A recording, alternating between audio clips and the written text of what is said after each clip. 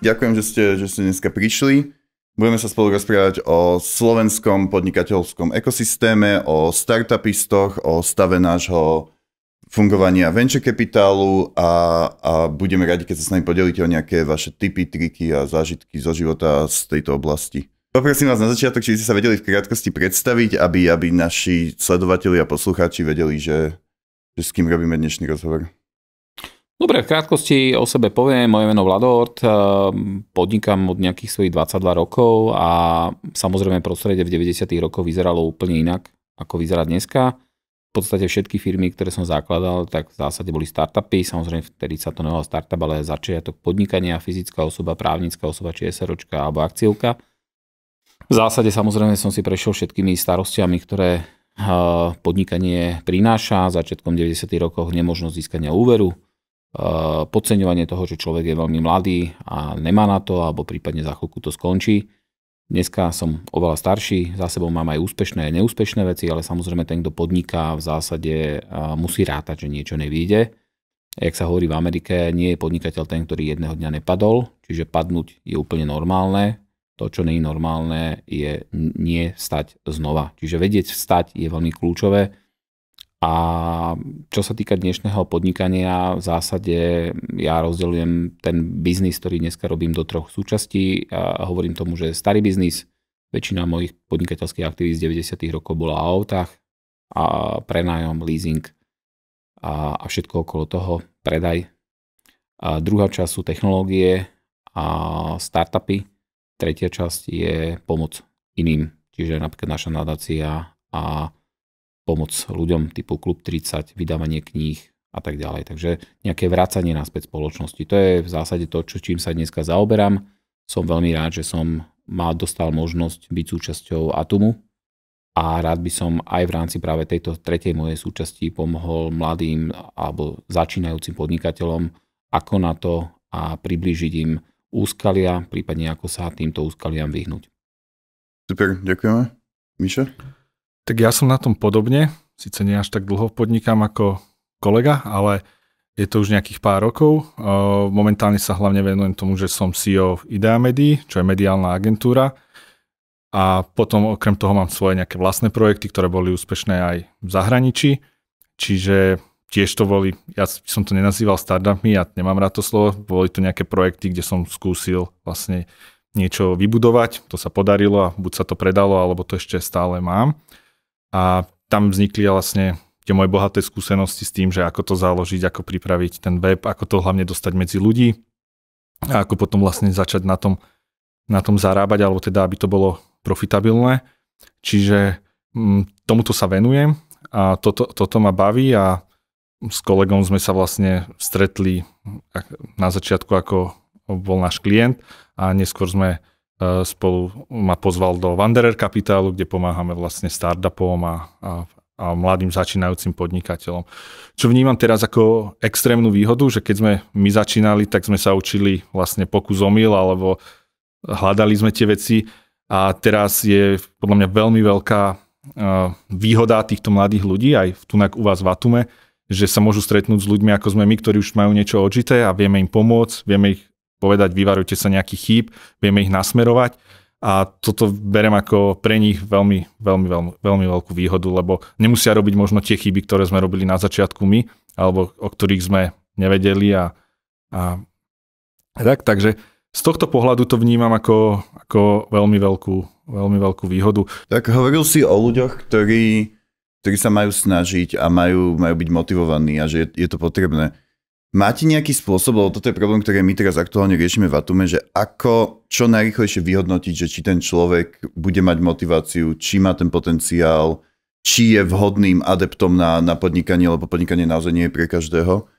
Máte nejaké tipy, triky, ako vy ste sa napríklad v rámci klubu 30 poučili, že OK, takto vieme vyhodnotiť, či ten človek bude dobrým podnikateľom, lídrom? Takto, vyhodnotiť človeka, či bude budúcim lídrom, budúcim úspešným podnikateľom je veľmi ťažké, pretože tá polievka, z ktorej sa to varí, je tak zložitá a stále sa mení, že toto nemôžem definitívne povedať, tento človek, keď bude mať takýto profil, tak 100% bude úspešný. Úspešný je kdokoľvek, kto si dneska povie, idem niečo založiť to, začne ponúkať služby, tovary, kde nákupná hodnota bude 1 a predaj bude 2. Áno, to si reálne povedzme. Keď sa skôr bavíme o tom, že by sme chceli byť super úspešní a máme sa porovnať s nejakými veľkými unicornami, ktorí sú vo svete, áno, a teraz ich nebudeme menovať, nebudeme niekomu robiť reklamu, ale naozaj chceme z toho Slovenska urobiť niečo, čo je naozaj stred Európy a nejsme to tí v úvodzovkách blbí Slováci, lebo to veľakrát ja počujem a mne sa to nepáči. Áno. Ja tu poznám strašne veľa úspešných ľudí, nás s Michalom spája to, že sa rozprávame veľa zaujímavých vecí a nie je našim hlavným cieľom zarobiť, ale my chceme to Slovensko posunúť a ja si myslím, že tých ľudí je tu veľa. Takže vráťme sa naspäť. Ten spôsob, ako na to, je byť extrémne náročný na samého seba. A to je to, čo mi tu dneska chýba. Náročnosť. Proste ľudia si vnímajú, že startup znamená za free money, vnímajú, že čokoľvek vo svete je, tak ja to teraz kopírujem a budem úspešný a bla bla bla. Ja netvrdím, že to není cesta, netvrdím, že tí ľudia finančne nebudú úspešní, ale tým, alebo spôsob, ako sa máme my dostať na ten vrchol, je tá jedinečnosť a náročnosť na seba.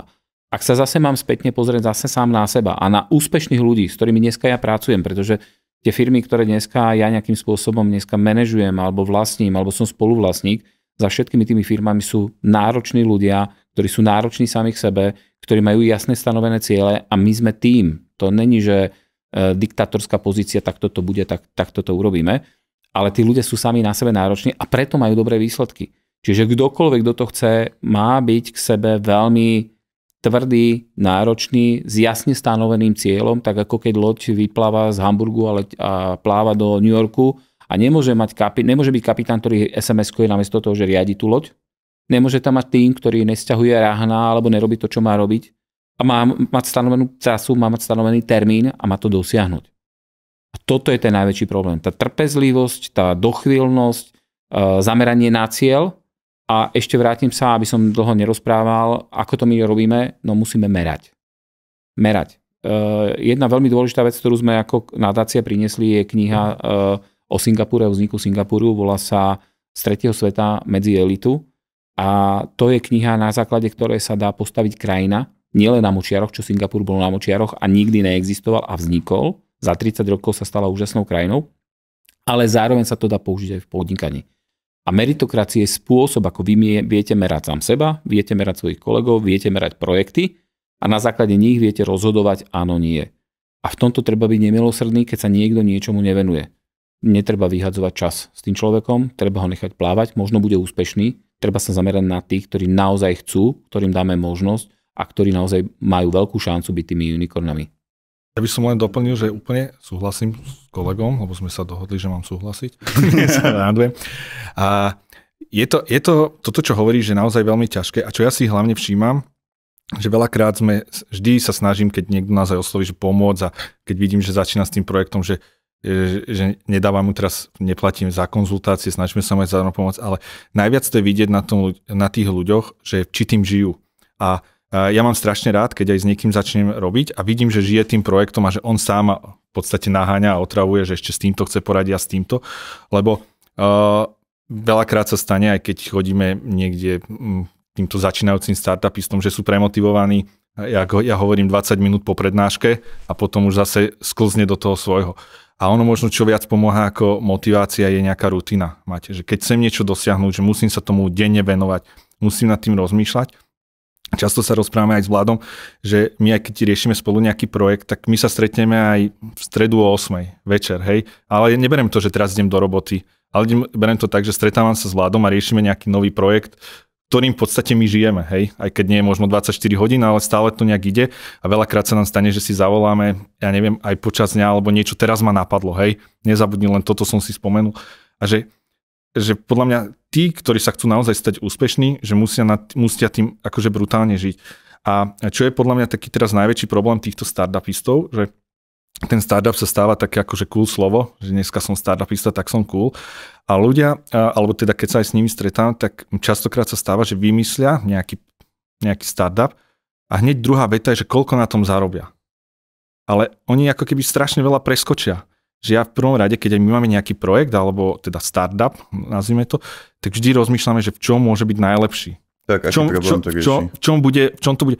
A raz som rozprával o jednom svojom projekte a oni sa ma pýtajú, že No a že vôbec nehovoríš o tom, že kde zarobíš. Oni, že nie, v prvom rade chcem pomôcť, chcem, aby pomohol ten projekt, chcem, aby to tí ľudia využívali. Mám jeden taký, že volá sa to, že edarma.com, kde vidíme ceny za kliky na Facebooku. To bol projekt, ktorý som vytvoril, pretože som potreboval pre svojich klientov, že som ho potreboval pre seba a nebol tam žiadne B, že kde teraz idem zarobiť, hej. Ale tým, že sa to stal jedna z najlepších stránok, čo sa týka tohto, má tam mesačne nejakých 300,000 tých PPCčkarov z celého sveta tam chodí, už tam má teraz reklamy, už to žije a už to aj zarába, ale v prvom rade som myslel na to, že ako to spraviť, aby to bolo čo najlepšie, aby tam chodilo čo najviac tých ľudí a aby to využívali. A v druhom kroku už prišlo to, že som na tom aj niečo zarobil, alebo teda, že to zarába, ale fokus bol to, že fakt sa na to sústrediť a že nemyslieť teraz na to, že toto založím a bude som mňa milionár. Ono to väčšinou nefunguje, tento model. Takže skôr, aby sa tí ľudia naozaj že žili tým projektom a hľadali, čo môže byť lepšie, ako môžu byť lepšie a žiť tým naozaj a denne tým žiť. Lebo to je ďalšia vec, že fakt, že keď aj spúšťame nejakú vec, že my tým žijeme, že non-stop, že koľkokrát non-stop na to myslíš a aby sa to rozbilo. A to je možno ten rozdiel medzi tými úspešnými a neúspešnými, že nemáme za tým tie myšlenky, že teraz idem zarobiť. A v dnešnej dobe už veľakrát aj s Vladom, keď sa rozprávame, že už vôbec neriešime túto vec, že či zarobíme alebo nezarobíme, ale že komu to všetkému pomôže a ako to môže zlepšovať.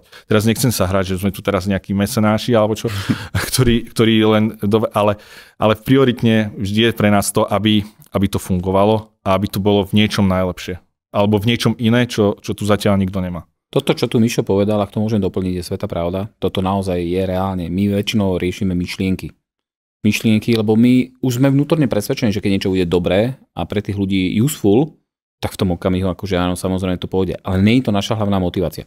Čo len chcem povedať, a napadlo ma to práve, keď to Michal začal rozprávať, je motivácia je kľúčová. Prečo ten človek ide robiť startup? Lebo tá motivácia sa samozrejme vekom a úspechom mení a v zásade, keď si pozrieme filozoficky, keď si pozrieme veľmi úspešných ľudí, vždy to na začiatku bolo naplnenie nejakých snov, prípadne nejakého finančného zabezpečenia, potom sa to dostalo do nejakého stavu, ale väčšina tých múdrych ľudí na konci došla k tomu, presne k čomu sme v zásade my a nejsme na úrovni typu Steve Jobs, alebo Steve Wozniak, alebo tento rok ešte nie. Akýkoľvek úspešní ľudia, ale sme v tom stave, že tí istí ľudia na tej oveľa vyššej úrovni došli k tomu, že to pomáhať tým ostatným je úplne že kľúčové. Čiže by som to asi povedal tak, je veľmi dôležité ten startupista, aby mal zásadne nejaký hodnotový systém, kompas, hodnotový, teraz namyslím peňažný, hodnoty, ktoré sú v ňom, kde on chápe, že sú hranice, ktoré sa neprekročia, chápe to, že není tu sám na tomto svete, čiže to, čo robí pre iných a není to len o tom, že on ide na tom zarobiť a ostatní ho nemôžu zaujímať. A samozrejme veľmi dôležité je to, že keď sa mu to podarí, musí myslieť aj na tých ostatných. Toto sú keď má náboženstvo Bibliu, tak podnikanie a startupy by mali mať takéto niečo, čo by v zásade sú základným vienkom úspechu tých ľudí. Samozrejme, môže byť niekto aj bezohľadný, môže byť neviem aký, skôr či neskôr sa to v jeho podnikaní prejaví. To chcem len povedať. Čiže je to taký určitý, tak jak inkubátor Atom je, áno, tak je to určitý environment, kde sa to podnikanie nachádza. A sú to tzv. Nepísané pravidla práve toho úspechu a toho akceptácie tej spoločnosti. Lebo v konečnom dôsledku ešte poviem jednu dôležitú vec okrem motivácie. Je veľmi dôležité aj to, ako spoločnosť toho človeka vníma. Každý z nás chce úspech. Každému príjemne padne, keď niekto povie si dobrý, urobil si niečo pre spoločnosť. Málo kedy by to malo byť o tom, že robíme to preto, lebo chceme, aby nás niekto pochválil. Ale to je to kľúčové. Áno. Je to častý problém, ja som sa vlastne aj rozprával s Filipom. Filip je Vladov syn, operuje v San Francisku, pohybuje sa ako v softwarovej časti, tak v tej venture capitálovej a rozprávali sme sa o tom, že aj tam vnímajú ten problém, že veľa tých ľudí má motiváciu, že chce zarobiť a potom to vedie tak, že oni chcú zarobiť, preto si povedia, že startup to môže byť rýchla cesta k peniazom a potom si vymyslia riešenie, ktoré podľa nich môže zarábať a potom vymýšľajú a hľadajú až problém, ktorý to ich vymyslené riešenie má vyriešiť. A že to je úplne opačné a potom vidieť, že to nefunguje a tieto projekty sa nerozbehnú, lebo sa snažia nanútiť niekomu problém, ktorý ten človek ani nemá. Že treba ísť presne naopak, tak ako ty si hovoril, že vnímal si sám nejaký problém, vedel si, že možno ho majú aj iní ľudia, začal si ho riešiť a keďže naozaj to bol problém, ktorý teba bolel natoľko, že si ho chcel vyriešiť, tak bolel aj iných ľudí a boli ochotní platiť za to riešenie. A to je ten ideálny spôsob, aký myslíš, že nájsť problém, identifikovať a potom riešiť. A presne, a potom aj tá motivácia vychádza od niekiaľ úplne inak. Ale nevychádza z toho, že idem teraz nejak rýchlo zarobiť peniaze a stať sa úspešným. Vychádza z toho, že idem zmeniť tento svet k lepšiemu, lebo tu je nejaké riešenie na problém, ktoré ešte nikto nepriniesol. Ja by som sa možno opýtal, keď tak dlho podnikáš a naozaj si videl aj podnikanie v 90. rokoch, ako vnímaš zmeny podnikateľov, alebo keby máš porovnať podnikateľa v 90. rokoch a podnikateľa teraz, kde sú nejaké hlavné rozdiely? Prepáčte, na toto mám strašne takú vtipnú vec. Keď som mal 20 rokov a som začínal, tak samozrejme tiež som mal nejakú tendenciu podnikať a vtedy, čo boli tí v 90. rokoch tí podnikateľi, hovorí, to už sa nedá dneska zarobiť, lebo to už sa zarobilo, hej, ale to boli všetko tí privatizéri. to bolo také vtipné, ale vlastne ono sa to, veď aj v tie 90. roky boli také, že pomaly každý, kto bol v niečom úspešný, tak musel byť privatizér alebo nejaký akože vagabund, ale teraz sa to podľa mňa mení, lebo naozaj, že dneska si vieš zarobiť jednak startup, máš stránku e-shop, hocičo, kde vieš zarobiť peniaze. A ide to relatívne ľahko, hlavne cez ten online, hej, že to je brutálna cesta. Takže, ale prepáč, to len na začiatku, že tí motivátori v mojich časoch 20 rokov boli trochu iní, ako sme dneska my, čo to máme očité. A Vlado bol jedna z tých x výnimok, ktorý si založil normálnu firmu, hej, a začal podnikať. Že... Tak určite, to je teraz, čo si povedal, tá výnimka, to bolo zaujímavé, lebo napríklad ja si na to pamätám, že ja som začal ako úplne prvý biznis, taký vážnejší ako prenajom aut, ktorý som videl v zahraničí a videl som to, že to je akože zaujímavá vec, pretože umožňuje niekomu, kto nemá dostatok finančných prostriedkov na nejaké nie dopredu špecifikované obdobie získať auto a v podstate mu to uľahčuje vlastne ten kapitál premiestniť do podnikania. A samozrejme 90. roky úplne iné ako potom po roku 2000 a úplne niekde dneska, kde sme integrovaní v Európskej únii, Európska 28, kedy sa cestuje, kedy prišlo sem veľa zahraničných firiem. Ale ten základný rozdiel by som povedal veľmi jednoduchý a veľmi podobný inej situácii. V 90. rokoch tá vlna mladých ľudí, ktorá išla podnikať, tak ako je dneska sexy hovoriť, že som startupista, tak tedy, keď som došiel na diskotéku, taká najznámejšia diskotéka v Bratislave, mal som 22-23 rokov, sa volala Dimitrovec a všetci sme si tam povedali, čo robíš? Som podnikateľ. No. Tak jak dneska sa hovorí startupista, bol podnikateľ, teraz s čím robí? S banánmi, s cigaretami, s autami, neviem s čím. A bolo to také, že sexy a samozrejme, a pozor, bolo to zaujímavé pre dievčatá, keď niekto také niečo rozprával, niekto si to vymýšľal, niekto to hovoril vážne. A dneska to isté je startupista, aj keď samozrejme ja už sa s tou začínajúcou vrstvou startupistov malokedy stretnem, lebo som tak zavalený administratívou a stretnutiami, že som strašne rád, že sa stretnem s Mišom, alebo mám čas so svojím synom volať do Spojených štátov, kde je 9-hodinový časový rozdiel, čiže keď ja idem spať, on sa len vlastne, on má ešte krásny deň a keď sa zobudím, tak on akurát mu končí ten deň, čiže tých 9 hodín je naozaj hrozných. Takže ten vážny rozdiel 90. roky dneska by som povedal tak, bol extrémny hlad mladých ľudí mať to, čo je na západe. Tam to nebolo o žiadnom dosahovaní, že chcem najväčšiu, najkrajšiu, neviem akú firmu, v tom čase to nebolo. Bol obrovský šprint a ja si myslím, že ten šprint je dneska veľakrát na super šikovných firmách vidieť, typu Pixel Federation, Asset, to sú také vlajkové lode slovenského startupového prostredia, určite by som ich vedel vymenovať oveľa viacej, ale a samozrejme patríme do toho aj my s Mišom, ale tak my sme úplne niekde inde, ale to sú tie žiarivé príklady toho, kedy zo slovenského začiatku 90. roku sa vytvoril globálne giganty, ktoré naozaj tvoria umožňujú veľké pracovné príležitosti Slovákom, zároveň sa vyváža ten produkt do zahraničia a je celosvetový. Toto vnímam ako extrémny úspech a na toto by sme sa my ako krajina mali sústrediť. Vráťme sa naspäť tým 90. rokom. 90. rokov bol obrovský hlad. Hlad bol cieľom toho, aby sme bývali v krásnych bytoch, domoch, aby sme mali pekné auta, lebo samozrejme Slovensko bolo pokryté v tom čase autami typu Lada, Škoda, Moskvič, bla bla bla. A toto bolo pre mladých ľudí sexy. Potom cestovanie, to bolo druhé dôležité. Ale táto situácia sa samozrejme začala meniť okolo 2000-2010 a tá situácia bola v tom, že ľudia zrazu ako keby dosiahli ten vrchol, veľké množstvo ľudí a ten hlad dosahovať niečo prestal a začali sa firmy a ľudia zameriavať na peniaze. To ľudské a veľmi príjemné z 90. rokov zmizlo čo ma veľmi mrzí a čo by som veľmi rád, aby sa to naspäť vrátilo a aby ľudia naozaj cítili, že žijeme v komunite. Dneska sme v situácii také, že keď tu vidím napríklad a veľakrát je tu obrovské množstvo Ukrajincov. Áno, konflikt Rusko-Ukrajina, bla bla bla. A je tu obrovské množstvo Ukrajincov. Ja keď idem do reštaurácie, ktorú vlastnia, je špičková. Špičkovo tam varia, špičková reštaurácia, špičková obsluha. Málo kedy sa to dá porovnať so slovenskou reštauráciou. Otázka prečo? Mám vo firme, máme technologickú firmu, vyvíjame softvery, dá sa povedať, že sú to startupy, lebo je tam 5-7 projektov, ktoré sú globálne smerované. Máme tam takisto, máme tam Bielorusa, máme tam Ukrajincov. Nemôžem porovnať s nami Slovákmi. A prečo? Dajme si otázku prečo. Ja osobne si myslím, že chýba nám ten hlad. Rodičia, ktorí boli hladní v 90. rokoch, dosiahli to, že deťom dali dobré školy, dali dobré tenisky, pretože to bol kedysi môj veľký sen. Polovica výplaty mojej mamy boli moje tenisky, ktoré som si chcel kúpiť. A mama povedala, sorry, mama zarábala 3000 korún, čo je 100 eur dneska, 85. plus minus, chcel som Adidas stali 1600. Chceš, tu máš 200 korún, ktoré stoja normálne nejaké zdá partizánske, zbytok si zarob. A ja som išiel a zarobil som si ich. A mal som tie tenisky. A podobne boli iné značky, ktoré dneska, samozrejme mladí dneska majú radi Patagóniu a rôzne iné, to teraz ako nebudem riešiť, alebo tenisky za 300, 500 alebo 1000 eur. Ako vidia v tom nejaký zmysel, nech si ich kupujú. Ale vtedy rodičia motivovali k tomu, dneska to tie deti dostávajú, alebo tí mladí ľudia, a tá motivácia mi chýba. Ten motor, prečo to ideme urobiť? Prečo má Michal a ja motor, aby sme to ďalej robili? Prečo máme dať si tú otázku? Prečo to robíme?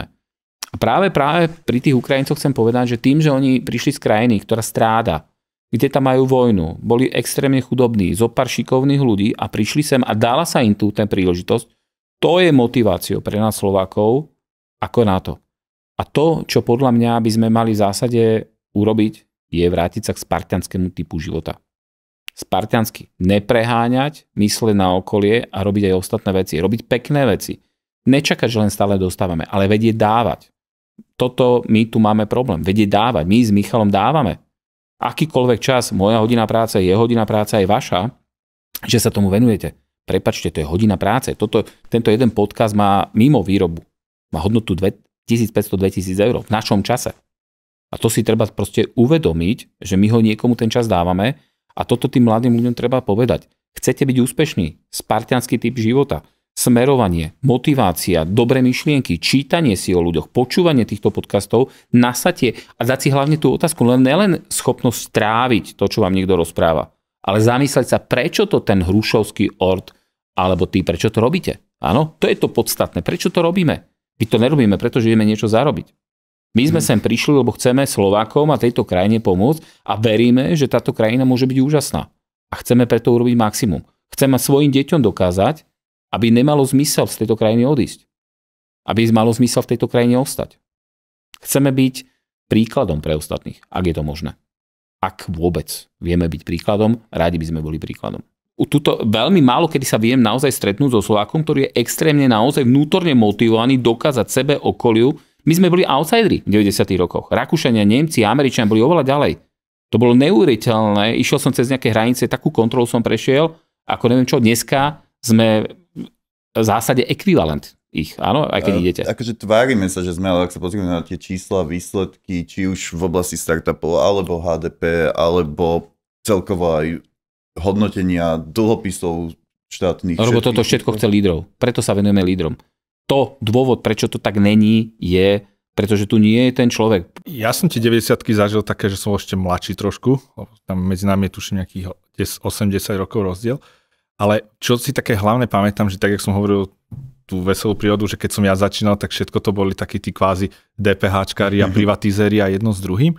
A že už sa to, chvála Bohu, mení, že dneska naozaj sa vie, ale čo podľa mňa nám ako Slovákom extrémne chýba, a napríklad poviem, že my dvaja to máme, je to, že ja si pamätám, že čo mám aj svoje projekty úspešné, tak veľakrát sa mi stalo, že tí ľudia boli takí, že keď si ja o tom povedal, no jasné, to muselo výjsť, alebo však a akože tak to celé znižovali, čo mne nevadilo, mne to je akože jedno, ale že keď som bol napríklad v Amerike, tak v Amerike, keď ty si úspešný, tak wow, pozeráme na teba, že ako si to dosiahol, chcem sa s tebou kamarátiť a chcem poznať ten tvoj úspech a že toto už verím tomu, alebo teda aj to vidím, že sa toto trošku mení. Hej, že už nemám taký ten slovenský prístup, že všetci sme zlí a všetko je áno a jasné, či to muselo výjsť, ale že už sa to mení na tom, že OK, že vidím, že tebe to ide, tak chcem radšej s tebou spolupracovať, chcem s tebou robiť a chcem sa pri tebe, nechcem povedať, že zviesť, ale naučiť sa veci, alebo ísť s tebou aj do nejakého biznisu, že naozaj už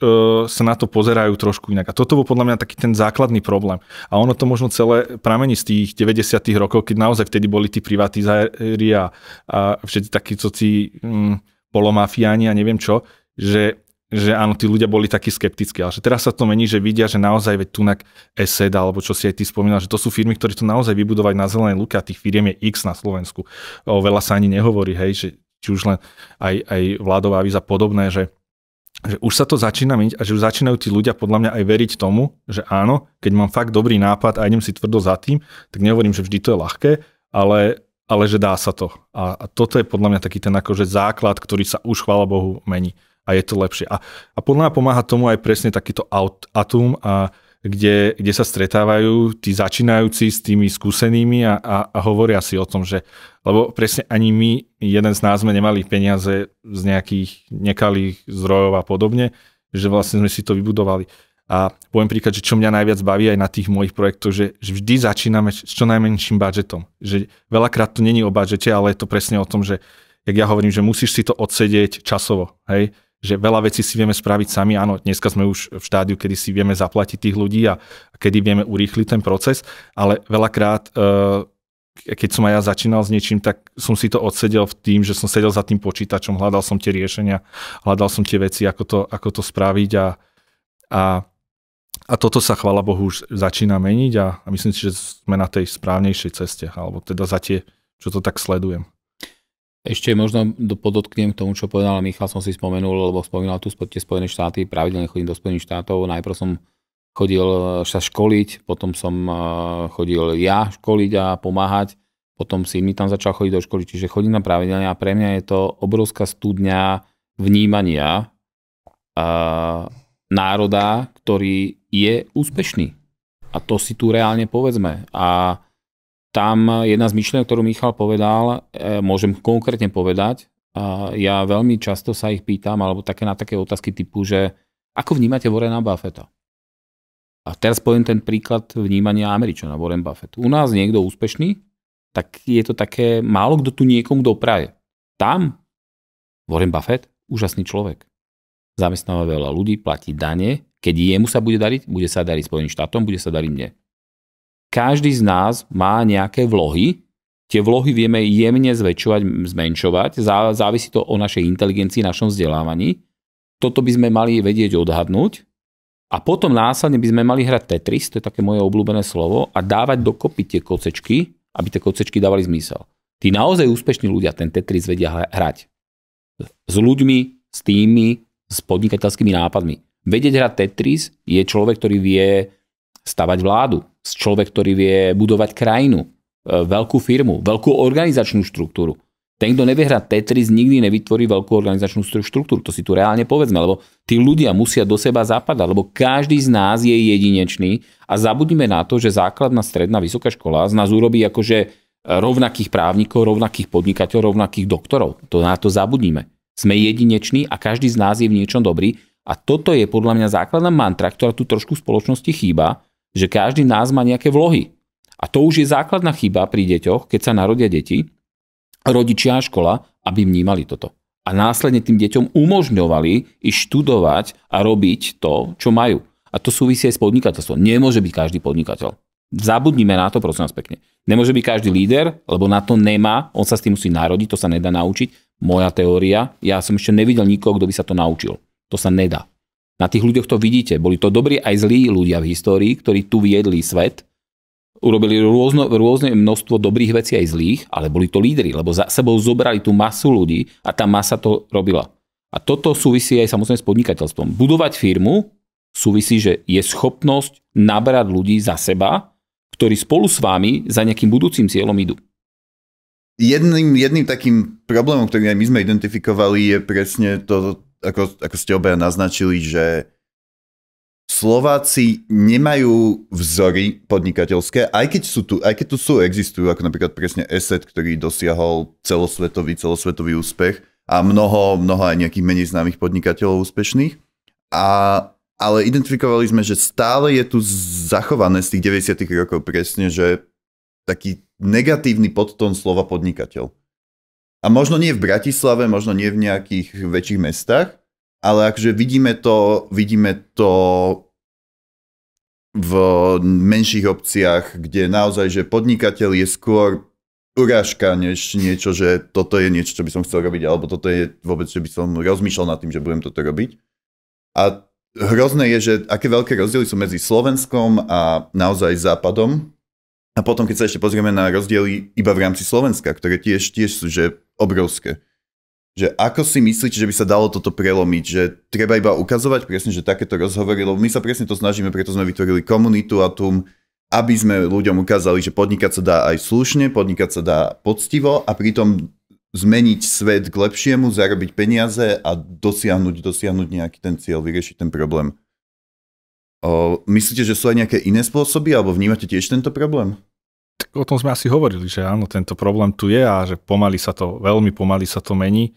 Ono je to možno celou tou slovenskou náturou, že človek sa možno skorej povedzí, že tento mal šťastie a neviem čo, uteší sa nejak a vykašle sa na to, lebo vždy je ťažšie makať a veľa ľudí si možno neuvedomuje a každý vidí.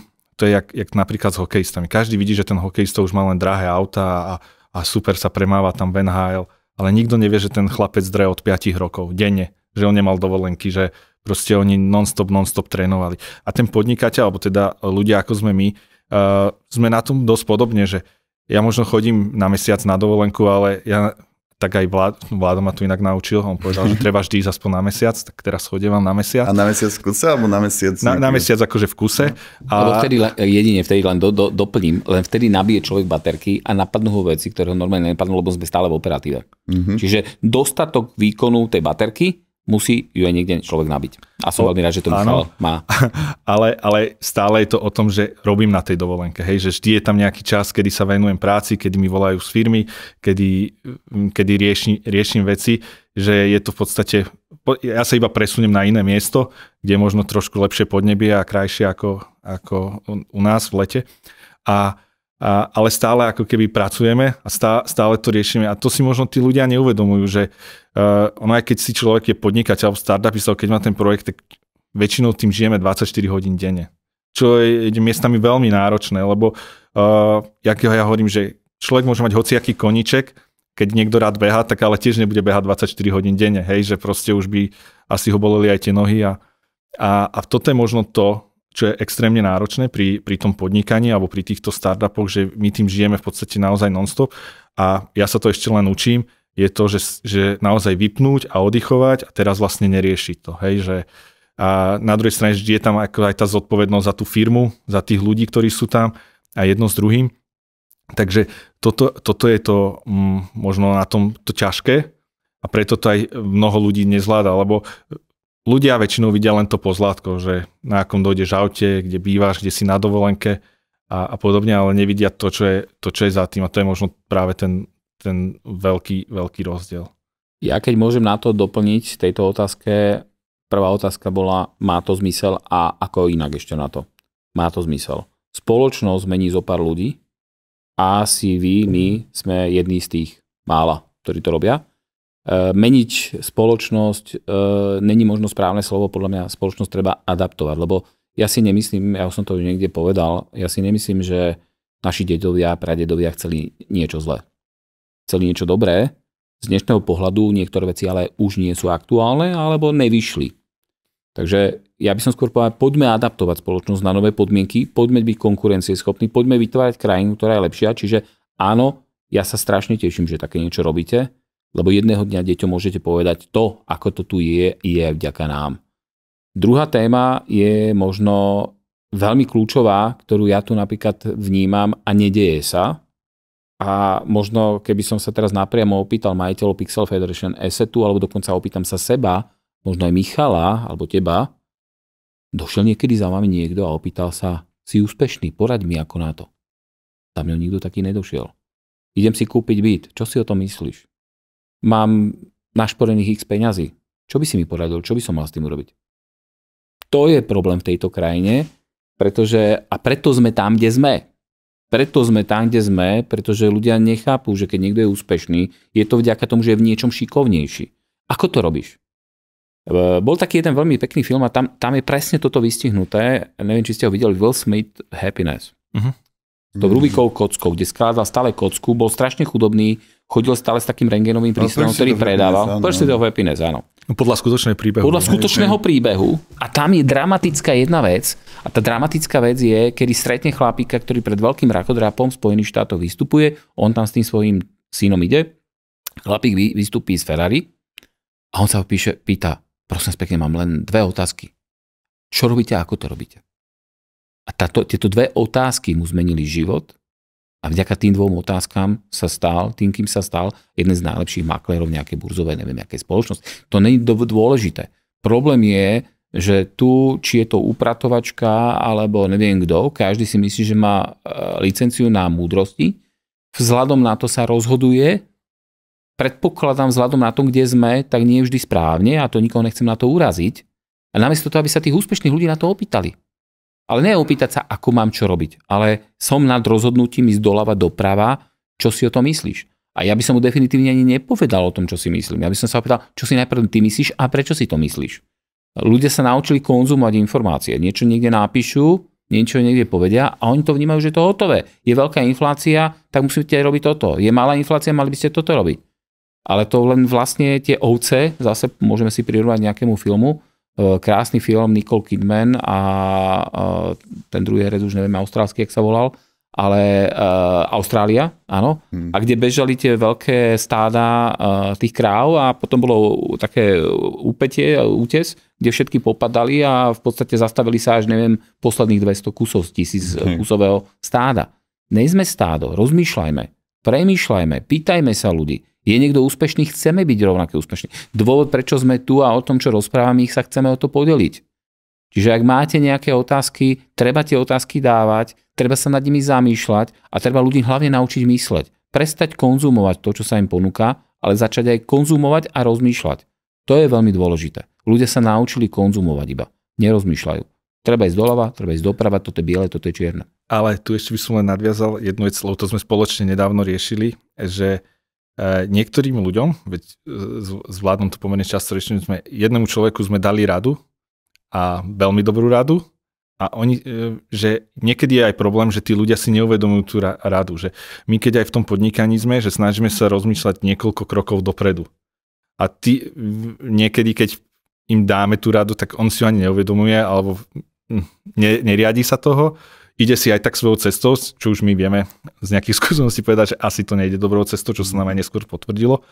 A že tiež je aj toto niekedy problém pri tých ľuďoch, že si nenechajú poradiť, alebo nechcú si nechať poradiť, alebo si neuvedomujú, že dostanú dobrú radu.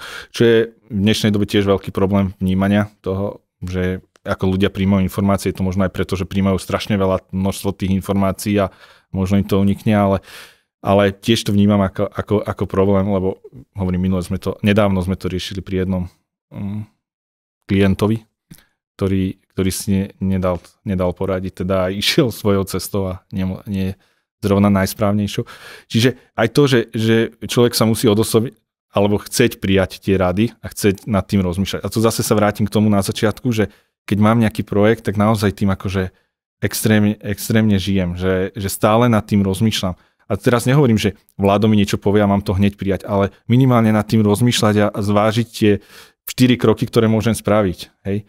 A väčšinou, keď mi dáva radu nejaký človek, s ktorým sa ešte dlhodobo poznám, tak tiež mi to nedáva asi v tom, že mi chce teraz uškodiť, ale vidí to nejak a možno ja to tak nevidím, lebo ďalšia možno dôležitá vec je, že častokrát sa stáva, a ja to vidím hlavne u svojich klientov, ktorí majú nejaký produkt a dojdu, že sú zaslepení zase tým produktom natoľko, že už nevidia vlastne okolie, že nevidia, že niekde je lepší produkt, alebo že v niečom by sme sa mali zlepšiť, lebo ja chápem na jednej strane, že dal som do toho svojho produktu strašne veľa energie a mám pocit, že to vidím najlepšie, ale ale už nevidia ako keby za ten obzor, a že možno niekto to robí lepšie, alebo že naučiť sa, alebo niečo obkúkať, alebo to nie je zle, alebo niečo vylepšiť a že strašne žijú tým, že toto je najlepší produkt. A ja hovorím, že žiaden produkt nie je najlepší, vždy sa môže nájsť niečo lepšie a treba to len možno prijať a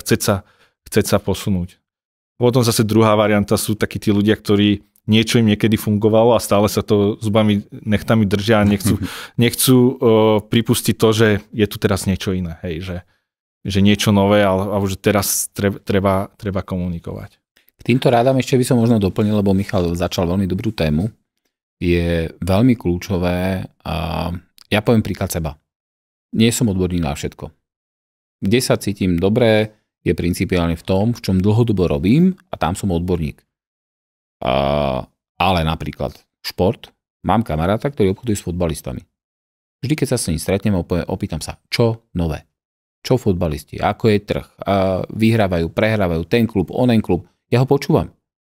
My keď sa stretneme, my máme prestrelku s Mišom. Mišom nedáva informácie jemu, ako keby sme dve USBčka spojili. Teoreticky, keby som to tak mal nazvať. Potom mám kolegyňu, spolupartnerku v biznise, ktorý robí Ázia. Ja o Ázii nemám žiadnu predstavu. Ona mi rozpráva India, Vietnam, Čína, Indonézia, Filipíny. Ja nasávam. Ale keď príjem do spoločnosti, kde sa bavíme venture capital, financie, auta, predaj, leasing, ako to bude vyzerať o pol roka, o rok, ja viem fundovane povedať. To znamená, možno tak akože, možno rada pre začínajúcich podnikateľov, alebo vôbec pre všetkých ľudí. Nájdite si vo svojom okolí, či už kamarátov, ľudí, podcasty, videá, kde si myslíte, kde zistíte, že tento človek je v tom fundovaný a počúvajte tých ľudí. Máte otázky, hľadajte tam odpovede. Prebite to svoje ego, prosím vás pekne. Prebite to svoje ego, ja najlepšie všetko viem, lebo neviete. Život vám to ukáže, že to neviete. A v tom okamihu budete úspešnejší vy a samozrejme je táto krajina. Lebo tu každý na všetko vie odpoveď, je to smiešné. Je to smiešné. Mne to strašne mrzí, samozrejme ja cudzieho človeka život ani financie nebudem riešiť, ale príde za mnou človek o radu, ja si s ním ten čas nájdem, ja mu tú radu dám, jak Michal presne povedal, on si to urobí inak, ja vidím, ako to dopadne, ale ja s tým nemôžem nič urobiť. Ja mu alebo opýta sa niekto nejaký príbeh a mu poviem, a bude to takto. Čiže, a to je problém ega.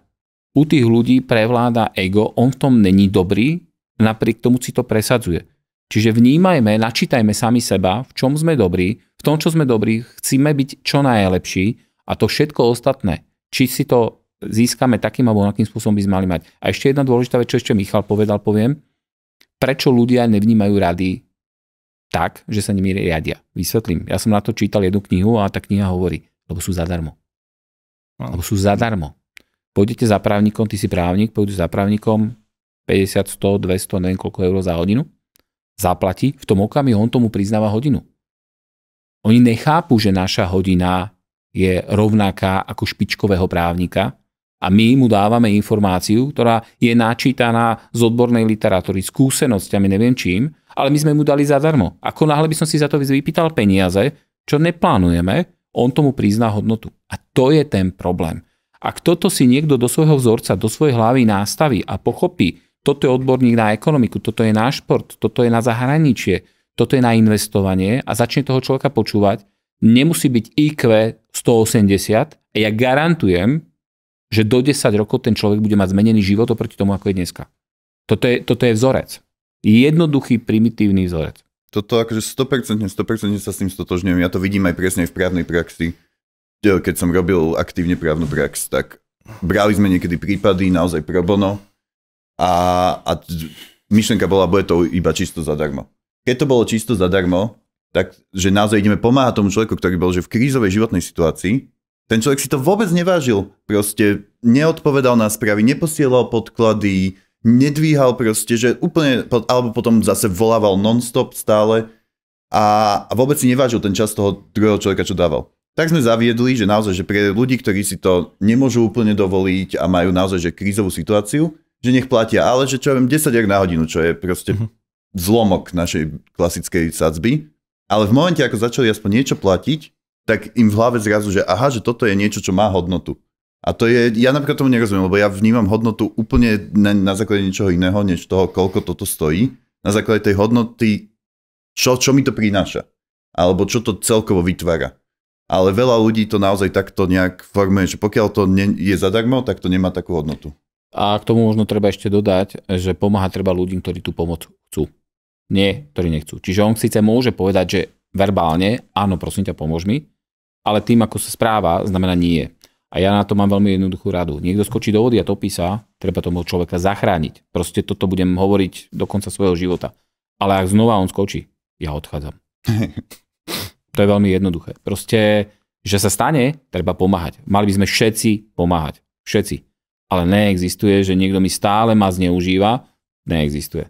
To je kamarát, nekamarát, tak to by to malo fungovať. A mali by sme sa všetci naučiť pomáhať. Ale to, že niekto nemá prístup k svojmu životu, ktorý je zodpovedný, tak to je chyba. Prešiel som možno k ďalšej téme. Vy máte, aj ste to už spomenuli, takú ideológiu, že naozaj aj netreba veľké investície na začiatok, na rozbehnutie podnikania, na vytvorenie MVPčka, na získanie prvých zákazníkov alebo aj na rozbehnutie marketingu. A to podľa mňa veľa ľudí zle, respektíve vníma ako nepravdu alebo nevedia si to predstaviť, že ako sa dá z málo peňazí rozbehnúť podnikanie. Vedeli by ste dať nejaké príklady zo života, že kde ste naozaj že s malým budžetom dosiahli nejaké väčšie výsledky alebo aj váš vlastný, že ktoré nejaké také podnikanie ste rozbehli s minimálnymi nákladmi? Ja na to môžem zareagovať asi tak, že minimálne náklady veľakrát súvisejú s tým, že ten človek, ako ešte raz hovorím, neskopíroval nejakú zahraničnú myšlienku a teraz on niečo skopíroval a teraz povie, vy investori dajte peniaze, ja mám programátor, ktorí to naprogramujú a ja som ten, ktorý stojí za startupom. Toto je mega problém. Problém, keď ten človek nič nerobí, len akože vymyslel, prípadne nevymyslel, dokonca skopíroval.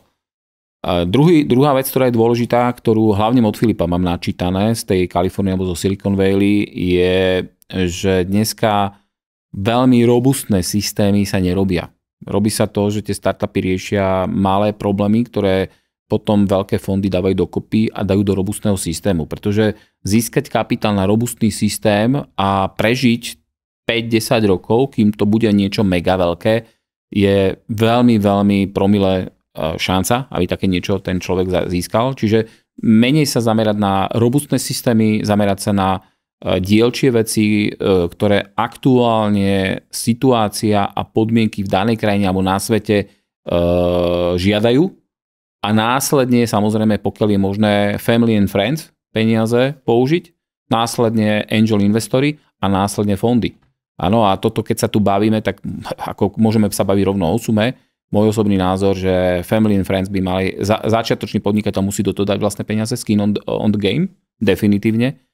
A malo by to byť z tej family and friends sumy aspoň 20%, čiže family and friends by malo ísť tak do 50 000. 10 000 by mal dať začiatočný investor, potom prichádza nejaký angel investor, ktorý v zásade do toho prinesie nejakých ďalších 50, 100, 200, 300 tisíc. A potom, keď ten startup naozaj má budúcnosť, tak tam prichádza fond, ktoré fondy v zásade zaujímavé veci nad milión valuácie. Ne valuácie, ktorú si niekto akože vyfabrikoval, ale reálne valuácie, zákazníci, biznis model, škálovateľnosť a tak ďalej. Asi keď začnem to hovoriť všeobecne, tak jak som hovoril na začiatku zase, sa vrátim k tomu, že keď máme nejaký startup projekt, tak rozmýšľam nad tým, že komu ho predám, kto je tá moja cieľová skupina. A dneska máme akože extrémnu výhodu, že veľakrát za nami dojdú, že majú nejaký projekt a tak ďalej a toľko to chceme dať do reklamy. A nemáme moc peňazí a jedno s druhým. Hovorím, že dobre, ale kde je tá vaša cieľová skupina, kde sa pohybuje? A tam sa vy viete dostať častokrát zadarmo. Poviem len taký jednoduchý príklad, na čom som ja postavil svoj taký prvý biznis. Robil som nálepky psov. To znamená, že ty si mal nejakého psa, poslal si mi jeho fotku, ja som mu vyretušoval a spravil som ti nálepku, ktorú si nalepil na auto. Lebo nechcel si mať iného psa, chcel si na tohto. A začali sme to robiť tak, že na to ma nahovoril, ja som o tom projekte dlho rozprával a kamarát, ktorý hovoril, že už by som to mal spustiť, ja som to stále nechcel spustiť, nejak som sa k tomu nemal.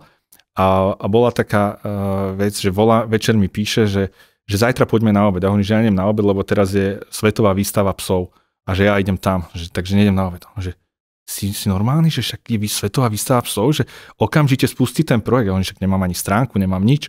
A že jakže nemáš, však to spravíš jednoduchú stránku, spravíme jednoduché letáky. On sám na to nahovoril, on mi dal akože ten vietor do plachet a hovorí, že tak cez noc sme spravili úplne jednoduchú stránku, spravili sme letáky, ktoré sme vytlačili a ešte on mi ich pomáhal roznášať tie letáky. Čiže náklady na stránku, aj na tie letáky, všetko to bolo do 100 €, hej, že proste to bolo nič. Tak sme išli, roznášali sme tie letáky na tej výstave psov a skončila výstava psov a nedošla mi žiadna objednávka, takže to bolo asi na prd celé.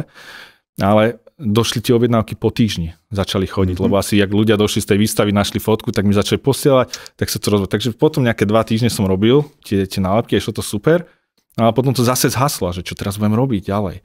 A v tej dobe ešte nebol až tak rozvinutý Facebook, ale ja som bol vtedy aktívny na rôznych fórach o psoch, lebo ja som veľký psíčka, takže keď som nejaký problém s obsom, tak som išiel do nejakého fóra a už som tam niečo hľadal. Som si však napíšem, že kde sa dá spraviť taká nálepka, nie? Tak som tam napísal, kde sa dá spraviť nálepka, poslal som ten link kamarátovi, ten zase odpísal, že tu, hej, a bolo vybavené. A už som mal klientov. A takto som išiel do Európy. A čo bolo akože vtipné, že ja som neviem francúzsky, neviem taliansky, španielsky, ale vedel som si to preložiť, tie 2 vety, takže som to tam vždy buchol a už mi chodil vlastne objednať. Čiže náklady na reklamy boli v podstate nulové. Iba som si to vyslovene odsedel, že večer som si sadol, niekde som dal túto vetu, kamarát odpísal, že tu a bolo vybavené, hej.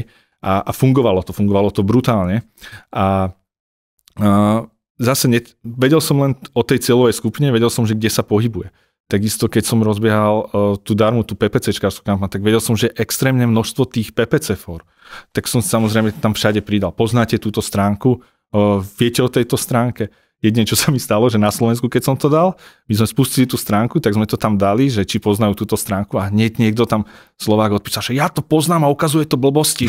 A že ako to môžeš za prvé ukazovať blbosti, keď to ťahá normálne z Google, z Facebooku a za druhé, ako to môžeš poznať, keď sme to teraz spustili, hej? Ale dobre, však nevadí. Takže chodil som po týchto fórach a vyslovene som tam iba takto prispieval a sa to rozšírilo, hej? Že zase sa to dostalo všade. Čiže ono vždy sa dá nájsť tá cesta. Istý čas som mal fotobanku a ja som vymyslel také, že budem predávať fotky, že veľa kamarátov malo fotky zo zrkadlovej kvalitné, dali ich na Facebooku, dostali 2 lajky a vybavené. A oni, že však to predávajme po $2, že nahráte tam fotku v plnom rozlíšení a môžete to predávať ďalej. Tak samozrejme som osvojil všetkých kamarátov, okrem jedného sa všetci na mňa vykašľali, také normálne, bežné.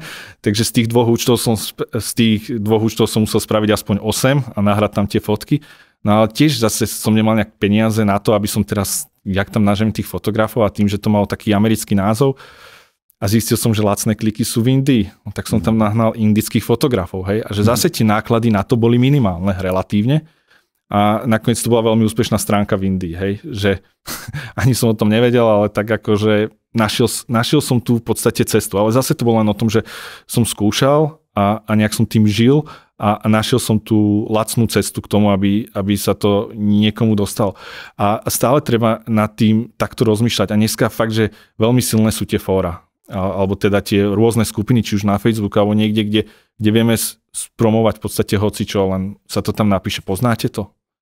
A netreba to ani nejak chváliť, nič, len tváriť sa v podstate nenápadne a napísať, či to niekto pozná a už sa tam ľudia preklikávajú, už sa to dostáva k tým ľuďom. Že to je jedna z tých ciest, hej, že aj včera prečo, keď sme mali to stretnutie, tak jedni, čo chcú tie ihriská prenajímať, áno. Tak hovorím, že veď zabijete 2 muchy jednou ránou, keď stačí, keď prídete na to, keď už sa dohodnete s tým ihriskom, tak si tam dajte nálepku.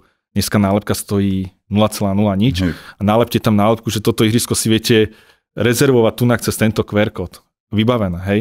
A že tiež nepotrebujú nejakú extrémnu reklamu. Teraz, keď oni už majú podchytené tie ihriska, tak je to v podstate easy forma, ako sa dostať k tým ľuďom. Hej? Že a pri každom jednom sa dá podľa mňa niečo takéto nájsť. Samozrejme niekde možno musím dlhšie nad tým rozmýšľať, ale vždy je tá cesta, ako sa dostať k tomu. A veľmi dneska tomu pomáha ten internet. To, čo Mišo teraz spomenul, to je úplne že kľúčové. Hľadať hlavne cestu toho úspechu je hľadať tú zlatú žilu. Áno?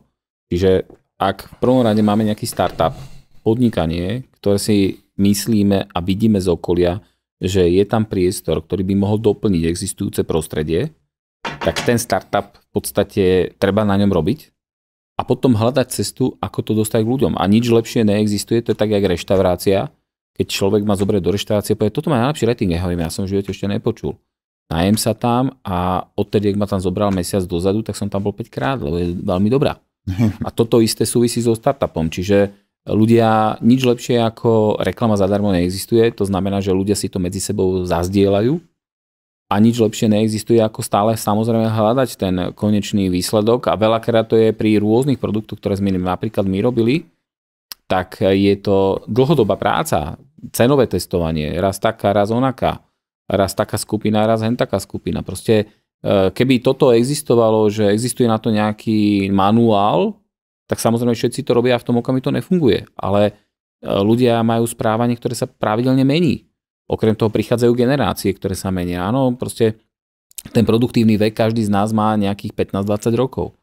Vtedy, kedy sme najväčší spotrebiteľ. Tá najväčšia spotreba začína v 20 rokoch a končí 35-40. Predtým nič nemáme, lebo to riešia naši rodičia a potom už v zásade máme všetko, čo už ako v zásade, a hlavne my sme už presvedčení. Sme presvedčení o značke auta, sme presvedčení o značke oblečenia a tak ďalej.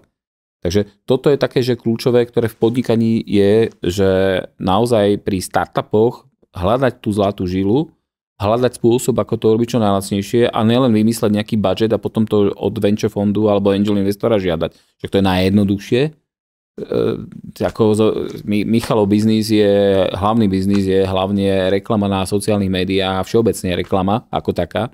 A existuje reklama, ktorá nestojí nič, lebo máme plno všelijakých odkazov a dobrý, zaujímavý obsah a existuje, že tam nič nemáme a musíme za to ťažké peniaze platiť všetkým nadnárodným firmám typu Google, Facebook a tak ďalej. Hej. My sa s tým aj stretávame, že videli sme už kopu startupov a podnikateľov, ktorí proste hovoria, že tento produkt, že keby ja viem zaplatiť si marketing normálny, tak potom by to zrazu fungovalo. Že jediný dôvod, prečo to nefunguje, je, že nemám na to budget. A tiež s tým nesúhlasím a strašne sa mi páči ten princíp, ktorý Michal opísal, že naozaj vytvor produkt, o ktorý bude záujem, ktorý rieši problém. Opýtaj sa, kto je ochotný platiť za tento produkt a potom nájdi spôsob, ako tomu človeku to odprezentuješ. A to marketing je ten prvotný, ten úplne, že keď sa ani nezamyslím, tak čo mi napadne, že ako to marketing. Ale sú ešte ďalšie spôsoby, respektíve marketingu, ktorý nemusí byť platený presne tak, že nájsť tie fora, ktoré sú úžasné, alebo na jednom mieste má človek presne to zoskupenie ľudí, ktorých hľadá.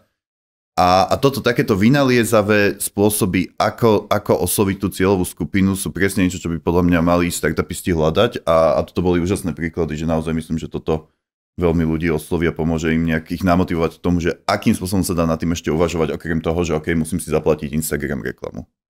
No preto aj akože nesúhlasil by som s niekým, kto povie, že toto by išlo, keby sme mali na marketing. To je, podľa mňa je to blbosť. Je to hlúposť, lebo tak potom, a vieš, pre koho je určený ten produkt? Hej, by som sa ho hneď prvé spýtal. Tak akože lebo tí ľudia sa niekde stretávajú. Častokrát dostávam otázku, že či je lepšie mať produkt pre všetkých alebo pre nejakú cieľovú skupinu. A v poslednej dobe mi tak nejak vychádza, že je lepšie mať pre nejakú cieľovú skupinu, že viem, že toto sú tí ľudia, ktorí to chcú, lebo pre všetkých je to strašne všeobecné, kde akože je tam veľa tých možností, ale keď mám naozaj že niečo pre nejakú cieľovú skupinu, tak je to fajn a tie cieľové skupiny sú také, že pár je takých, ktoré sú že super, hej, že sú to psíčkari, lebo tí, keď majú rádi toho psa, oni nerozmýšľajú moc nad tou cenou, čo je výborné, hej, že proste oni to chcú, lebo je psíčkar. Potom sú to, jak ja hovorím, mamičky na materskej, ktoré milujú svoje deti a aj keď žijú z materskej, tak ale toto by chceli mať, takže oni fakt, že akože veľmi dobrá cieľová skupina. Potom sú to rôzni takí tí, čo majú autíčka, motorky a tak ďalej. Oni takí, že má staré BMW a v tom má drahšie rádio, tak ten vie do toho nasoliť. A sú vlastne tieto cieľové skupiny, ktoré podľa mňa sa dajú ľahšie získať, alebo ľahšie sa tam dá ponúknuť ten produkt. Už aj z toho dôvodu, že napríklad tieto cieľové skupiny strašne veľa medzi sebou komunikujú. že mamičky majú fóra, psíčkari majú fóra a tak ďalej. A že tam, keď sa vlastne medzi nich človek dostane, tak vie tam popredávať ten svoj produkt. Ale takisto sú to aj, ja neviem, ľudia z online, ktorí sa zgrupujú v rôznych skupinách. Takisto sú to ľudia, ktorí, ja neviem, sa venujú bojovým športom alebo nejakým športom, hej, cyklisti. Takže zase cyklisti sú tiež veľmi dobré, že keď vidíme, že aké ľudia si kúpujú drahé bicykle, aké výbavy si na to kúpujú, že mnohokrát už dneska je to za cenu motoriek alebo auta, hej, a že proste neboja sa do toho investovať, lebo je to pre nich koníček a je to hobby. Čiže a myslím si, že každý ten produkt, ak má nejakú svoju cieľovú skupinu alebo viem pre koho, tak môžeme začať s tým marketingom naozaj, že jednoducho, úplne akože primitívne, len tým, že to budeme šíriť okolo seba a už sa to dostane. A veľakrát som sa stretol aj s nejakým že super produktom, ktorý bol v nejakej cieľovej skupine, ktorý nikto nepoznal, ale neviem, všetci ho majú, lebo v tej skupine je veľmi populárny a nikdy nemal nejakú extrémnu reklamu. Hej, ale stačí, že ty si cyklista, kúpil si niečo na bicykel, si s tým spokojný a povieš už nám dvom, ktorí chodíme s tebou na bicykel a my to povieme ďalším dvom, s ktorým chodíme na bicykel a zrazu to chcú mať všetci, hej, že proste a takto sa to dokáže rozšíriť. A dneska ďalšia vec je influencery, že dá sa dneska dohodnúť s človekom, ktorý je v danej cieľovej skupine. Prečo v dnešnej dobe klienti sa častokrát na to pýtajú, že prečo fungujú influencery, ktorí majú, ja neviem, 10 000 followerov lepšie ako ten, ktorý má 200 000. Pretože on má tú svoju cieľovú skupinu, s ktorou komunikuje. On má tých 10 000, s ktorými komunikuje a keď je to napríklad nejaká žena, ktorá je na materskej a ju tam sledujú tie mamičky na materskej a on povie, že toto je brutál vychytávka, tak pomaly každá si to tam kúpi, hej. A keď to dáš možno nejakému veľkému influenceru, ktorý má široký zásah, tak to až tak nefunguje, lebo je to možno niečo, čo je na všetkých a tak ďalej. Čiže a dneska sa cez rôzne takéto kanály sa dá k tomu dostať a v podstate treba len hľadať a nie je to len o tom, že teraz potrebujem 200 000 na marketing. Lebo z hodou okolností aj takýto človek, čo to povie, tak ten by tých 200 000 alebo koľko by dostal, by to tak rozflákal, že by z toho možno ani nič nemal. Lebo to je zase ďalšia vec, nechcem hovoriť, že je to veda, ale naplánovať to tak, aby to fungovalo. A to je to, čomu sa venujeme napríklad. Aj keby ste mali s tým problém, tak Idea Media je to pre vás. Pomôžeme vám to efektívne minúť, ale toto nebola platená reklama. takže tak, no. Toto je fakt dôležité. Áno. Ale téma ma ešte akorát napadlo. Kniha Paradox Prosperity, vydala to naša nadácia. Je to od už bohužiaľ nebohého, veľmi významného profesora z Harvardu. Všetkým vám to odporúčam. Je to knižka, ktorú počas jedného letu v rámci Európy 2 hodiny viete prečítať. A je to úžasná kniha, ktorá presne hovorí o tom, prečo množstvo peňazí niekde nepomohlo a prečo aj menej peňazí niekde pomohlo a ako je dôležité vybrať ten správny smer. A nemyslieť si len to, že bude mať dostatok peňazí na marketing alebo na nejaký konkrétny stroj, výrobok, službu, je zárukou úspechu. Ešte jedna vec, ku ktorej by som sa chcel vrátiť, lebo sa bojím, že to mohlo zle vyznieť pre niektorých ľudí, ktorí budú tento podcast počúvať alebo rozhovor. Ty si hovoril, Vlado, že v podstate mali by na začiatku nejak to FFF, čiže Friends, Family, Fools a dať tam nejaké svoje, možno že 20% pätinu, aby bola ich. Ale povedal si, že by to mohlo byť tak približne 50 000. Maximálne.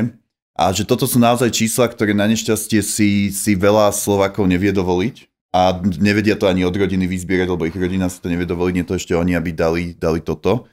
Že ja by som chcel povedať, že si myslím, a prosím, vyjadrite sa aj vy, že aj za oveľa menej, že naozaj pokiaľ nájdete problém, ktorý sa dá riešiť, tak väčšinou stačí tá investícia času. Že tie veci ako úplne základné, ktoré treba, bez ktorých sa to asi nebude dať, ako napríklad založenie spoločnosti alebo riešenie účtovníctva, že OK, ale to sú minimálne náklady, na ktoré naozaj netreba takéto vyššie sumy. A dá sa to do toho bodu, aby ste vedeli svoj prvý produkt predať prvému zákazníkovi, tak viete prísť naozaj, že s minimálnou investíciou finančnou, len do toho treba dať čas, energiu a presne hľadať spôsoby, ako sa to vynaliezavo dá obísť.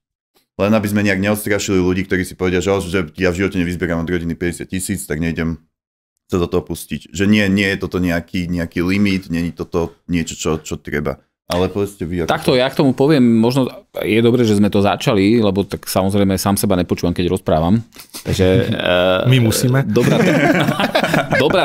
téma. Takto ja som povedal minimálne, akože maximálne hranice, cez ktoré by to nemalo prejsť. Inými slovami, keď niekto pri startupe, ktorý v zásade má niekde v hlave, alebo niekde si to ceruzko nakreslené na papier, rozpráva o 100 000, to je od začiatku problém. Áno? Čiže to, čo som ja povedal, že ten startup by mal byť 50, neznamená 50, ale do 50. Ja osobne som bol pri zrodoch firiem, ktoré mali na začiatku kapitál 50 000 a startupista dal do toho polovicu napríklad. Čiže toto vôbec není kľúčové, skôr treba sa zamyslieť práve, že kde to je menšie, to je prvá vec. Čiže ono je to od 0 do 50 000, skúsme si to, aby sme to stanovili. Alebo nejaké minimálnej čiastky, ktorú na to potrebujete. A druhá dôležitá vec je, nemajú rodinu a priateľov, ktorí by investovali. Prepáčte. Rodinu si nevyberáte, lebo ste sa tam narodili, čiže tá rodina, keď nemá peniaze, chápem. Ale že nemáte priateľov, to je vaša chyba. Tí ľudia sa niekde organizujú, tí ľudia niekde existujú, treba ísť do skupiny ľudí, treba o tom rozprávať a to si robíte vlastné PR. Takže ak ja poviem, že ja potrebujem 20 000, a ja nepoznám nikoho okolo seba, ktorý nemá ani 1 000 eur na účte, tak som si vybral ľudí, komunitu, kde to tak proste je. Ale že ja zaujmem svojim myslením, svojim konaním, svoje okolie a to okolie bude mať záujem investovať, lebo bude chcieť mať raz 3, 5, 10, 20% z nejakého startupu, ktorý bude úspešný. Áno, zase toto je stále netypická vec, ale je to tak. A od tých ľudí nemusíte vyzbierať 3, 5, 10 000, možno po tisícke vyzbierate 10 000 eur. Ale tí ľudia vám dajú do vienka tieto peniaze. Ja si pamätám na začiatku tých 90. rokov, však ja keď som mal 19-20 rokov, ja som nemal vlastné peniaze. Ja som musel Family and Friends osloviť a opýtať sa, no dobre, tak vy rodičov, sestru, kamarátov, vy máte peniaze na účte, dostávate 3-5%, môžem si od vás toto požičať za ten istý úrok, alebo prípadne vám dám viacej? To je normálne. A ľudia vám to vtedy až dajú, aj tá rodina, keď vidia, že vy na tom naozaj stále robíte. Nie je to, že včera ste hovorili o tom, že budete najlepším lyžiarom, zajtra najlepším paraglidistom a dneska ste sa rozhodli, že idete podnikať, lebo ste si prečítali super článok vo Forbes. Áno, to je to kľúčové. No, v podstate áno, súhlasím s tebou a zase budem sa vráciť, ale... Ako je dôležitá tá suma? Že ja nejaký príklad, ja hovorím naozaj, ja som zaregistroval, prišiel niekto za mnou 500 000 a ešte to malé nakreslené, alebo 1 000 000 dokonca. A ja som bol v nemom úžase. To je ten trend. Ja som bol v tom nemom úžase, o čom to je. To je podľa mňa ten trend dneška, že budem startupista, mám iba nápad a už viem, že ma to bude stať toľko a od toho akože väčšinou v ruky preč, hej, lebo to je také akože zaváňa to tam všeličím. A ono je to veľmi individuálne a vždy sa snažím, alebo aj keď som ja začal, tak som sa snažil hľadať tie najjednoduchšie cesty. Ale je to stále, akože je to aj teraz, keď sa aj spolu rozprávame, tak nikdy to není, alebo nikdy neskončíme na tom, že a teraz tu budeme robiť gerojov a že a ty dáš toľko a ja dám toľko a ideme sa tam pomaly predbiehať. Nie, hľadáme tie cesty, OK, ja už mám za sebou nejaké firmy, on má za sebou nejaké firmy, toto vedia spraviť moji ľudia, toto vie ten spraviť, toto nás bude toľko stať a už to len spájame a to, čo hovoril Vlado, hráme ten Tetris s tým, aby to stále stálo čo najmenej. A aby sme si nepovedali na konci roka, že sme to prepásli alebo podobne. Hej, že je to veľmi individuálne a je to stále o tom hľadaní tej cesty, že áno, sú veci, ktoré sú extrémne drahé, ale vždy sa dá k tomu aj nejak dopracovať. A potom je tam možno ešte ten druhý faktor, je, že hlavne si to všímam na mladých ľuďoch, že oni chcú všetko ako keby hneď. No. Že mnoho ľudí nemá tú vec, že to má akože extrémne všetko vydreté, že oni si to nevedia predstaviť. Že ani my sme nemali tú cestu, že to išlo, že super, hej, že teraz keď to rozprávame ako vtipné príhody, tak je to fajn, ale za tým bolo aj x akože noci prebdených, x vecí, ktoré nevyšli. Stalo sa, že aj človek tomu možno chvíľkami neveril, musel nad tým ešte viacej rozmýšľať a A celé je to len o tom, že fakt, že žiť tým projektom a hľadať tie cesty a možno sa neponáhľať úplne v tom, že teraz to musí mať za 2 mesiace a potrebujem na to x peňazí, lebo nie každý má nejaké tie možnosti, ale podľa mňa vždy je tá cesta, ako sa to dá nájsť a ako sa to dá spraviť. Len treba tým fakt žiť a niektoré veci človeka aj napadnú, že toľko nad tým rozmýšľa, že až už na to príde možno neskôr. Alebo koľkokrát sa aj s Vladom rozprávame, že on má, alebo ja mám nejaký projekt a presne povieme len, že musím nad tým rozmýšľať, hej, že neviem mu dať teraz hneď odpoveď a povedať Vlado, takto to správ, ale poviem mu presne a zavolám mu o týždeň, niekedy o 2, neviem, a zavolám, že počúvaj, toto ma ešte k tomu napadlo, že takto by to možno mohlo byť. A zase sa niekde posunieme a rozprávame sa o tom, hej. Tiež nedávno sa nám to stalo, že sme si tak volali, ale proste rozmýšľame nad tým, hľadáme tie cesty. Možno ten projekt skončí úplne niekde inde, kde bol na začiatku, ale budeme s tým súhlasiť a budeme hľadať tú cestu. Takže a pre mňa akože jedna z takých tých, hovorím, najjednoduchších je, že áno, a potrebujem teraz toľkoto peniazy. No a keď mi nikto nedá, no tak to nevní úspešné a pomaly je to všetkých vaša chyba, lebo ste mi dali na to peniaze, hej, že nie, takto to nefunguje. Treba to... A možno si treba hlavne uvedomiť jednu vec, ktorú som naposledy počúval od práve bývalej ministerky financií pani Šmegnerovej, ktorá povedala, že schopnosť prežitia sú inovácie sú startupy. Toto sme tu dneska nepovedali, ale treba pochopiť. Startup je inovácia. Startup nerieši, čo bolo. Startup rieši, čo bude. A potrebné veci, čo bude. Čiže čím viac startupov, tým viac inovácií, tým konkurenčne schopnejšia krajina a tým samozrejme úspešní ľudia, ktorí v tej krajine žijú. Máme málo startupov, máme málo inovácií, nie sme schopní, prebíja na svet. To je realita. Mne sa veľmi páčilo, že v oboch vašich vlastne týchto príkladoch a príbehoch bol jeden taký princíp, ktorý sa tam opakuje, a to je vynaliezavosť. Že naozaj, že úspešní podnikatelia startupy s tým vedia byť vynaliezaví. Tak ako pri zháňaní peňazí, že dobre, aj keď niekto začne v podmienkach, v ktorých to nemá tak jednoduché ako iní ľudia, tak môže byť vynaliezavý, lebo pokiaľ ten má produkt, ktorý dáva zmysel a potreboval by povedzme 20 000 na to, aby začal, tak niekde na Slovensku bude podnikateľ, ktorý má 20 000 aj chce ich do toho projektu dať, lebo sa mu páči, čo by ten projekt zmenil a vidí tam investičnú príležitosť. A rovnako, keď má niekto produkt, ktorý dáva zmysel a rieši problém, nájde sa človek, ktorý ho bude kupovať a ktorým sa to dá odprezentovať. Aj bez veľkého budžetu. Také modernejšie slovo je kreatívny, nie? Finančný inžiniering. Ešte modernejšie. Finančný inžiniering. Ja väčšinou s ľuďmi, ktorí sú veľmi úspešní v daných oboroch, a teraz vnímame startup ako technologickú vec, aj technologické veci, musím povedať, že vo veľkej miere nechýbali peniaze, chýbali im rady a smerovanie. To je s tým, čím som sa stretol. Alebo tzv. Iný pohľad na tú vec, ktorú je. Ja mám veľakrát, že mne keď sa nejaký výrobok na Slovensku páči, tak je to pre mňa neznáma osoba, či už som konzumentom z nejakého dôvodu toho výrobku, ja sa s tým človekom spojím, rozprávam sa s ním, chcem ho spoznať a pokiaľ ma nejakým spôsobom ešte viac zaujal, tak snažím sa tomu človeku pomôcť bez toho, že by som nejak nad tým ďalej rozmýšľal, že by z toho niečo malo byť. Toto je niečo, čo takisto tu podľa mňa by malo byť. Ako vnímať ten environment, že sme nejaká skupina a tá skupina by sa mala zväčšovať. Aj keď pravidelne nekomunikujeme a nestretávame sa. Blížime sa už ku koncu, tak ešte by som vás poprosil, že či by ste vedeli dať nejaké posledný odkaz našim sledovateľom, poslucháčom, ktorí sa zaujímajú o podnikanie a rozmýšľajú nad tým, ako začať. Dobre, zo pár vecí som dneska povedal, ja by som toho veľa nechcel povedať, pretože sústrediť sa na veľa vecí, samozrejme veľa vecí sa dá nájsť na internete, ale v prvom rade mať motiváciu, prečo to robíme.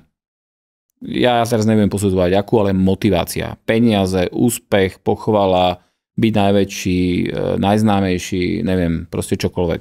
Druhá dôležitá vec, spartanský prístup. To znamená nepozerať na svoje potreby, pozerať na startup, pozerať na to, čo robím. Tretia dôležitá vec, trpezlivosť. Štvrtá dôležitá vec, zanietenosť. Piata dôležitá vec, ak sa dá urobiť to za čo najmenej peniazy, čo sme tu dneska povedali, to znamená rozmýšľať nad tým, ako nie ako získam zdroje, kto to niekto zaplatí, ale ako to viem urobiť bez toho, aby som do toho dal veľa peňazí. To je za mňa. Samozrejme, mohol by som ich podať viacej, ale podľa mňa už čo len týchto 5 rád sa ten človek bude držať, tak v zásade bude veľmi úspešný. Ďakujem. Súhlasím s Vladom.